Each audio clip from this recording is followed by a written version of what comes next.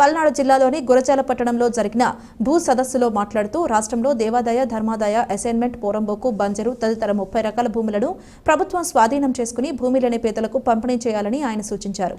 అలాగే పేదలు సాగు చేసుకుంటున్న పెత్తందారుల భూస్వాములు కొనుగోలు చేసి ఆక్రమించుకున్నారని వాటిని ప్రభుత్వం స్వాధీనం చేసుకుని పేదలకు పంపిణీ చేయాలని డిమాండ్ చేశారు.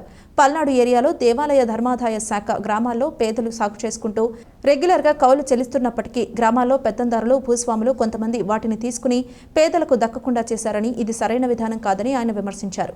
ఎప్పటికైనా దేవాదాయ ధర్మాదాయ భూములను సాగు చేసే పేద రైతులకు తక్కువ కౌలుకు అందజేయాలని అఖిల భారత రైతు సంఘం రాష్ట్ర ప్రధాన కార్యదర్శి డిమాండ్ చేశారు. ఈ సమావేశానికి అఖిల భారత రైతు కూలీ సంఘం జిల్లా అధ్యక్షులు ఎన్ విష్ణు అధ్యక్షత వహించారు. ఈ సమావేశంలో అఖిల భారత రైతు సంఘం రాష్ట్ర సహాయ కార్యదర్శి మేకల ప్రసాద్, ప్రగతిశీల మహిళా సంఘం రాష్ట్ర ప్రధాన కార్యదర్శి బి పద్మ, పీఓడబ్ల్యూ జిల్లా నాయకులు శివపార్వతి, భూ పోరాట కమిటీ మరియు అఖిల భారత రైతు కూలీ సంఘం డివిజన్ కమిటీ నాయకులు రామకృష్ణ, రాములు, కోటేశ్వరరావు, గురువులు, రైతు కూలీ సంఘం జిల్లా నాయకులు రాముడు, అన్నపూర్ణమ్మ, భూ పోరాట కమిటీ నాయకులు మరియమ్మ, కమలమ్మ, వరమ్మ, గురువులు, బుజ్జి తదితరులు పాల్గొన్నారు.